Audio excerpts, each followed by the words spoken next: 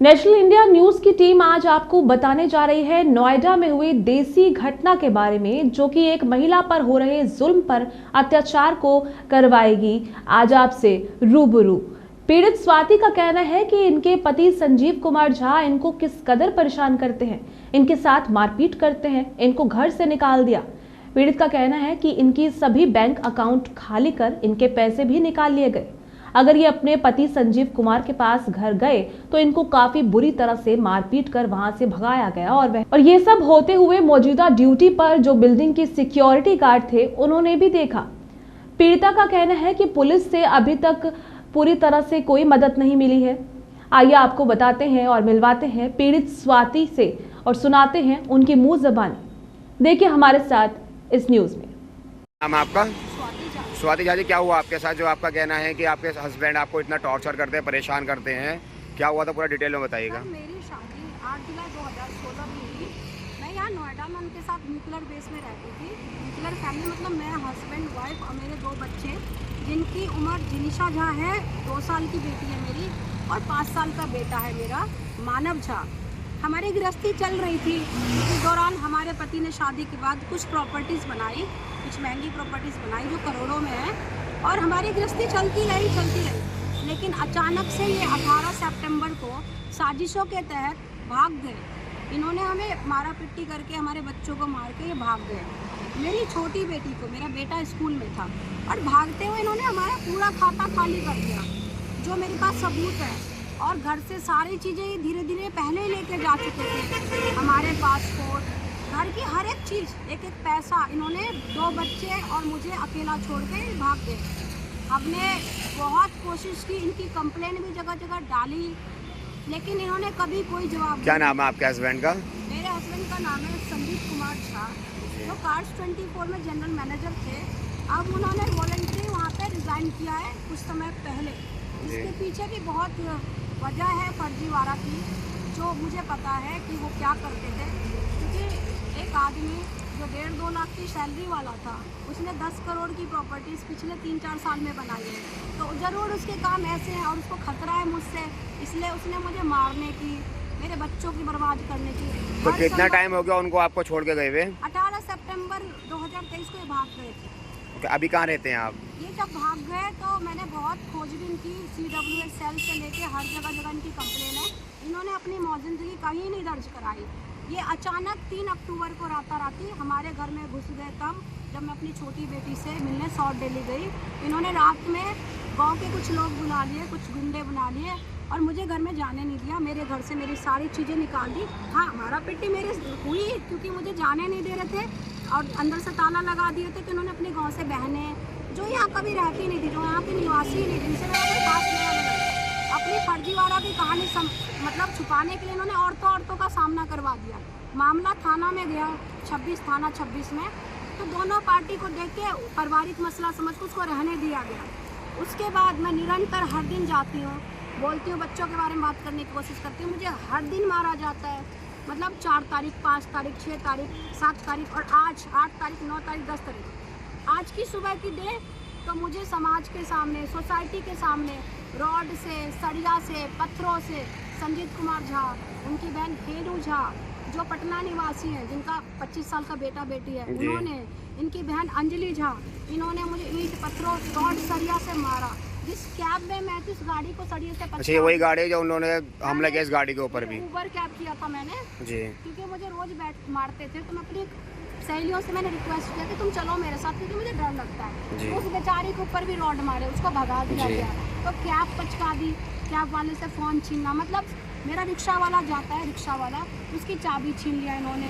जो भी, तो अभी आप 126 कालीन को थाने पर खड़े हैं, तो आप यहाँ पर आपने PCR कॉल किया, आपको पुलिस से किसी पर कोई सपोर्ट मिली? मैंने PCR नहीं कॉल किया। जब वहाँ का समाज और सोसाइटी ने देखा कि लड़की को बेरहमी से मारते हैं, तो वहाँ से हर किसी ने यही कॉल किया। यानी काफ़ी सारे लोगों ने कॉल किया यहाँ पर? लोगों, गार्डों ने PCR को बोला कि इस लड़की को जान से मारा जा रहा है, और वो भी दिन दहाड़े इतनी बड़ी सोसाइटी में, किंगस्टन पार्क। इतनी सारा टाइम हो गया आपको इतनी बड़ी प्रॉब्लम क्रिएट करते हुए, पुलिस से आपने जो भी कंप्लेंटें डाल रखी हैं, अभी तक किसी पर कोई मदद मिली आपको? मुझे वहाँ भी किया था, एक 30 तारीख को, हाँ 3 तारीख को शाम को और इनके पिताजी शैलेंद्र कुमार झा और संदीप झा ने मुझे जान से मारने की कोशिश की, जिसका MLC भी हो गया, मेडिकल भी आ गया है। जो एक्सप्रेसवे थाना है उस पर कार्रवाई चल रही है, जहाँ पे FIR हो जाना चाहिए, लेकिन अब थाना अपने हिसाब से चलता है। मैं इस पर कमेंट नहीं करना चाहूँगी, मुझे सहयोग जो आपने अभी तक कंप्लेंट लगा रखी है, आपको कोई सपोर्ट मिली है अभी तक पुलिस डिपार्टमेंट से?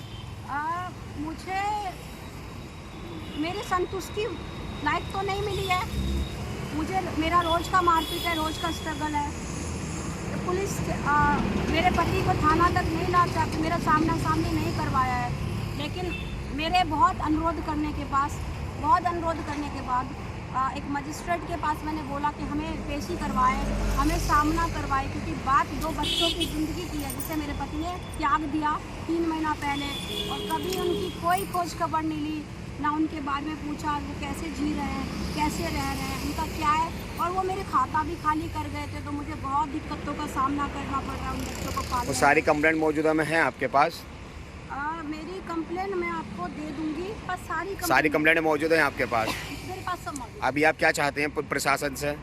मेरी सुरक्षा, मेरे बच्चों की सुरक्षा, और मेरे पति से एक ऐसा वार्तालाप जिसमें उसको ये समझाया जाए कि तुम जो क्रिमिनल की तरह बिहेव कर रहे हो, तुम एक बाप हो, तुम्हारा 2 साल की बेटी है, 5 साल की बेटी है, उसको उस बच्चों के हित के बारे में सोचना चाहिए। आप रहना चाहते हैं अपने हस्बैंड के साथ? अभी नहीं रहना चाहते? अब जो मैंने ये चीज़ें देखा है, जो उनका ये रूप देखा है, आज भी मैंने बिंदी सिंदूर लगाया है, लेकिन इस वक्त वो आई थिंक मेंटली साउंड नहीं है। मुझे ऐसा लगता है कि जो आदमी, यानी अगर आप साथ अगर रहते तो आपको खतरा है उस चीज़ से उनको?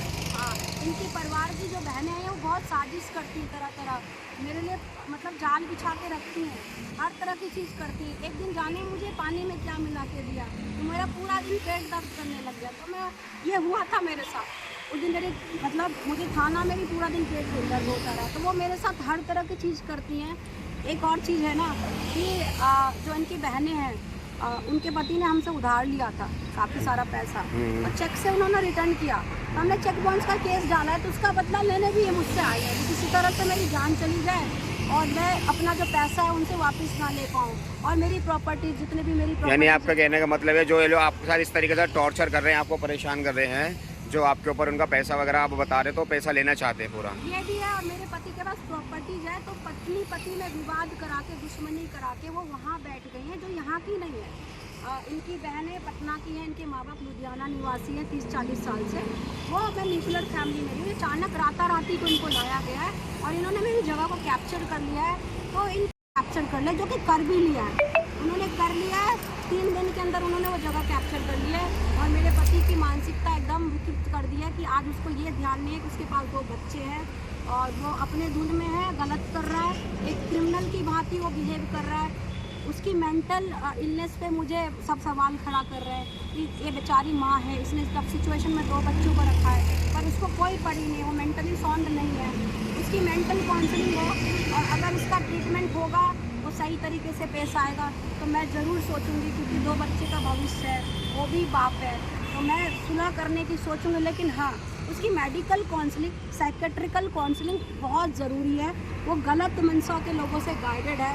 जो उसकी बहनें हैं वो आर्थिक रूप से बहुत कमज़ोर हैं, और मेरा पति पे पैसा था, ये सब जानते हैं। तो उन्होंने इस मौके को पति पत्नी की मामूली वारदात को एक गंदा रूप दे दिया, जिसमें आज ये हो रहा है कि मैं जान बचाने के भाग रही हूँ। और ये 2 बच्चे हैं, छोटे बच्चे हैं, जिनकी ज़िंदगी, जिनका भविष्य खतरे में है। तो मेरे पति संजीत कुमार झा की मेंटल काउंसलिंग कराई जाए, मेडिकल ट्रीटमेंट कराया जाए, और अगर चीज़ें सुधरेगी तो ज़रूर मैं अपना परिवार बसाना चाहूँगी। मेरी उनसे कोई दुश्मनी नहीं है, लेकिन आज के दौर में उन्होंने 3 महीने से मुझे मेरी ज़िंदगी, मेरी की बच्चों की ज़िंदगी नर्क बना रखी है। तो उनको इस चीज़ की जिम्मेदारी लेनी होगी कि मैं अभी मैं तलाकशुदा नहीं हूँ, मैं उनकी लीगल वेडेड वाइफ हूँ। उनके 2 बच्चे हैं जिनकी उनको जिम्मेदारी लेना चाहिए, नहीं तो वो बच्चे भी ज़्यादा दिन तक बच नहीं पाएंगे, क्योंकि ना तो मेरे पास उनको पालने के लिए पैसे हैं, क्योंकि मेरे पास सबूत है कि उन्होंने मेरा खाता खाली कर दिया था और मुझे इन हालातों में रोड पे छोड़ दिया, और अब मुझे मेरे घर में ही नहीं घुसने देते। तो थक हार के मैंने मीडिया से संपर्क किया कि मैं परेशान हूँ, मेरे बच्चे परेशान हैं, अनाथों की तरह घूम रहे हैं वो आज, तो हमारी मदद कीजिए। और ससुराल वाले से मेरी जान को खतरा है। मेरी सुरक्षा के लिए पुलिस वाले से मेरी FIR जो भी हो सकती है कार्रवाई वो और आपको इंसाफ मिले। मुझे इंसाफ मिला एक्चुअली।